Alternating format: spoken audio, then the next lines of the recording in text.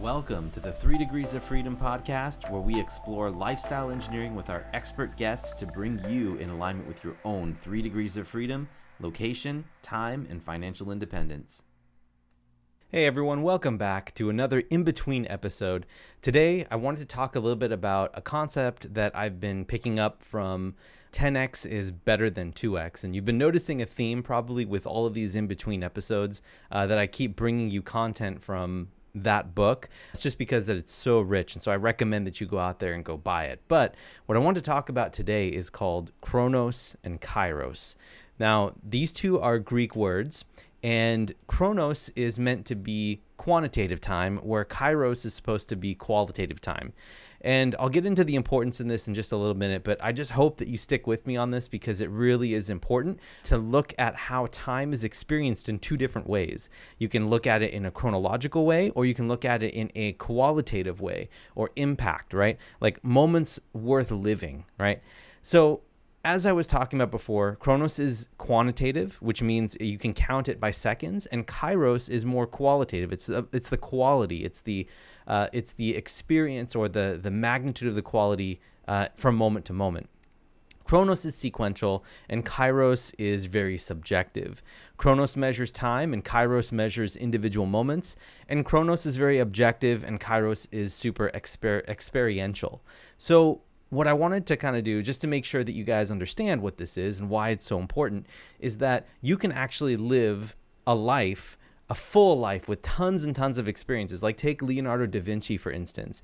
He had spent so much of his time in Kairos because his time has dilated. He has lived a life fully lived, basically, right? Because he's been able to take so many experiences and dilate the amount of time that he has had in his life to live within 5 years the same life that someone can live in a 50-year time frame, right? So that's the difference between Kronos and Kairos, and I hope that makes sense. And what I wanted to do is I wanted to expand on this a little bit more, because most likely there are people out there who are looking to expand or be more efficient in their Kronos time. That's me, right? But then there's also, you got to have this balance between being in Kairos state as well, which is like flow state, experiential, like quality, right? So there is a balance between these two, and I want to talk about that a little bit more. So the first thing that I want to bring up here after talking about what Kronos is versus Kairos is efficiency versus intuition. Efficiency I associate with Kronos, right? Which is you've got a regimented amount of time to do things, and as a project manager and a real estate investor and just an overall person obsessed with goals, we like to break things up into Kronos time. But then there's the intuition piece, which is the Kairos, right? Because there may be some goals that come up that you can solve in an instant because you are thinking about or reflecting on a problem that then makes the problem just disappear, right? Like maybe you think a level deeper. Efficiency has its place, but I think you've also got to balance it out with you can't be in the details all of the time. And so if you spend time in Kairos, you're actually reflecting and doing work that can't be measured as easily. So for instance, if my wife, right, let's consider two different scenarios. One scenario in which I am, I wanted to buy a house, right? And I wanted to get like a single family home in my portfolio, and I don't know how to do it. And so I've been spending all of this time and energy and effort, right? Like I'm reading books and and all of that stuff is based on Kronos.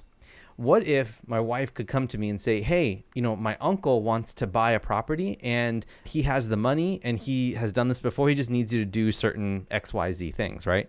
And you can buy two houses. So you'll be 50% owner in house 1 and 2 versus being 100% owner in house 1 if you do it all on your own. So if I spent that time in Kairos and really listened to what she had to say, right? She could open me up into that new world, right? Where I have dilated my time. I have spent less time doing the same thing and much easier, okay? Because I will have been able to step into the situation where I'm a 50% partner with someone else, and I've been able to basically get into that same situation with the same amount of ownership that I would be if I was on my own.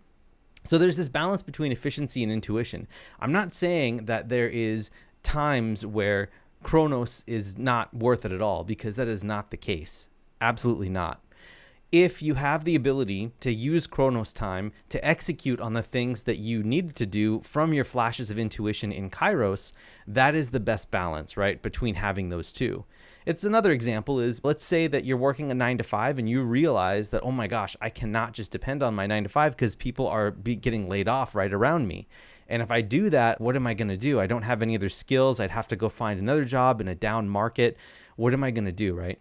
So that happened to us also.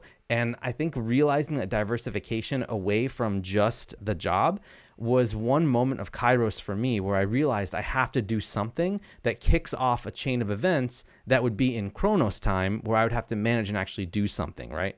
So again, I think that there's a really good balance. And whenever you get these flashes of insight, that is Kairos speaking to you. So Kairos allows you to live in quality of moments. And if you are living on your own in a cave in the middle of the mountains with no quality of life, you could let your whole life pass you by, 30, 40 years, right? Or if you are Elon Musk, right, in that same 30 years, imagine all the experiences and the challenges and the things that he's going through and all of the incredible opportunities and difficulties and challenges and people that get put in front of him.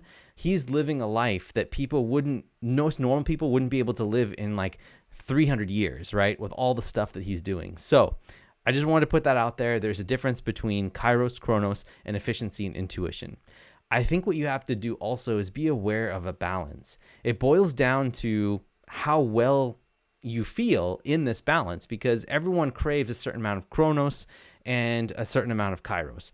It's foolish to think that everyone in Kairos, right, will then succeed and be successful beyond their wildest dreams. I think that there's a balance that needs to be made, because if you're spent dreaming and thinking about insights and everything, that's one thing. But if you can actually execute on that, right, and control all of that so that you can do what it is that you said you wanted to do or be inspired by, then that balance is really, really there. So I think that balance is key. And if you're spending too much time and energy being efficient and you need a breather, I think that's what your body's signal to say that, oh man, I'm having too much time being spent in Chronos and I need to step into Kairos. And, other than just being completely tied into what you're doing on Chronos time, you may end up getting sick, right? So not only will you be mentally exhausted, but you may actually find yourself getting into a state where you are sick and your body's telling you need to slow down. It is also your body's way of telling you that you need a change. So it may be the opposite for you. Like I said, if you are not strong on Chronos, you're not strong at execution, but you're actually strong on Kairos and you get all these insights and ideas. That's actually very common with visionary people. I am a more natural integrator instead of a visionary, so I can relate more with people who are stuck in Chronos and can't really see the forest through the trees. But in either way, I think it works both ways, and you do need that balance. And if you feel that you've been getting stuck, right, and not making forward progress for quite some time, it could be months, years, or decades, that means that most likely you're just not in balance. And so the balance is super, super important. The balance allows most productive and successful people in the world to be productive as they are and therefore achieve so much more, because that time, as we mentioned before, dilates for them. They take the time to learn, reflect, organize, and execute, and then it goes back to learning and reflecting, and then organizing and executing, and bringing people in to help, and then learning and reflecting and organizing and executing together at scale, right? And every time it happens, you learn something, become a bigger person, and then you learn how to manage that flow state in Kairos, and then the execution in Chronos.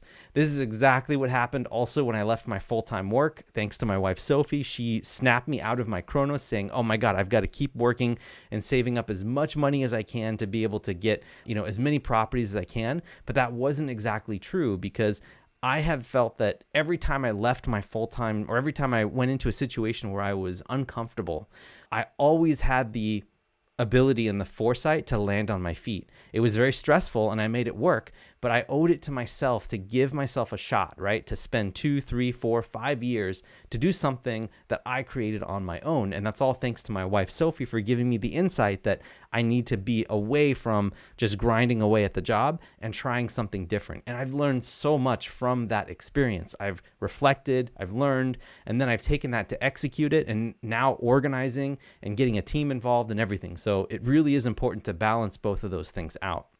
And then, of course, we're traveling, right? Being able to travel, being able to spend 3 months in Japan, 4 months in Europe, whatever we want. All of that we've been able to do because we thought differently about what problems we had, right? And most people, in order to have that experience, will probably spend 5 to 10 years trying to do that on their own, right? So if they were just doing it the same way that I had, which was, working really hard to save up a whole bunch of money and then make that happen, right? So if you find yourself out of balance, what can you do to bring yourself in balance? Well, the first thing is, I would say awareness of that balance is the necessary first step for finding Kairos. That's what you're doing right now. You're finding yourself aware that, oh my gosh, I may be out of balance here. The second thing I would recommend is going into silence and maybe a retreat, right? Where it's just you're connecting with your intuition. And this is, of course, for people who are looking to find Kairos, that have been getting signals from their body that the Kronos is too great, right? They are getting stressed out. There is mental performance issues. You're getting not motivated. You're getting tired. You're getting bored from the monotony. That's a time or a signal that your body and you're out of balance. You need some sort of Kairos, right, in your spirit. So number 1 is awareness that you've already got right now. Number 2 is silence and retreats. And number 3 is finding time in nature. For some reason, being out in nature helps you connect with something bigger than yourself. So if there's spirituality involved in that, that's awesome. Please do that as well. But nature is a really great way to get involved with something that's bigger than you and will help you inspire to get you into some more of that Kairos time.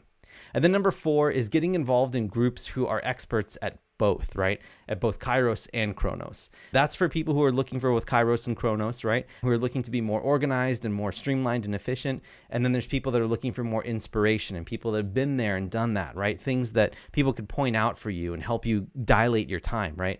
I would say that masterminds is really at the heart of what number 4 is. So please, make sure that you go out there and seek out these masterminds. Most are paid, but there are some out there that are free. Just finding some people that you can really learn from and you can help add value to them as well. And then finally, the 5th one is for those who are looking for Chronos, who are maybe Kairos minded and want to keep exploring stuff, but don't have the ability to execute.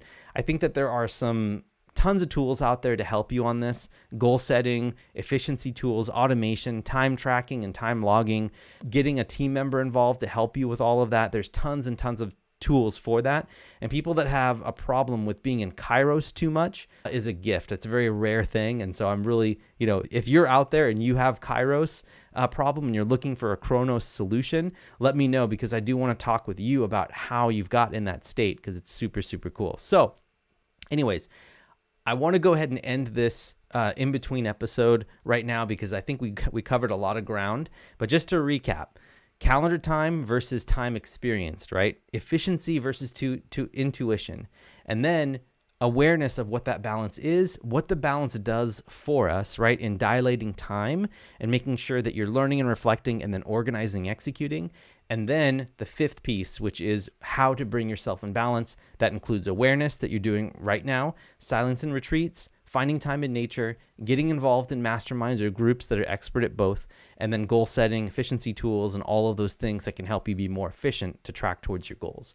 So thank you guys so much. I hope this was helpful for you. Right now, I want to also mention too that this podcast is sponsored by Live Whole Wellness. This is my wife's company that is focused on helping entrepreneurs improve their internal and external systems.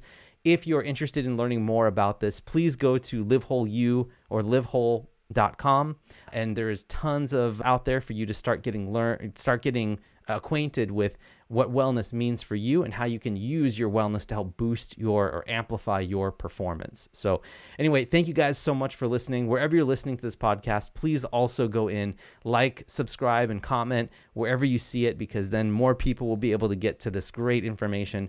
And I want to know if I'm on track and actually helping you. So please do let me know. Definitely appreciate you listening all the way to the end on this one, and we'll see you guys next time.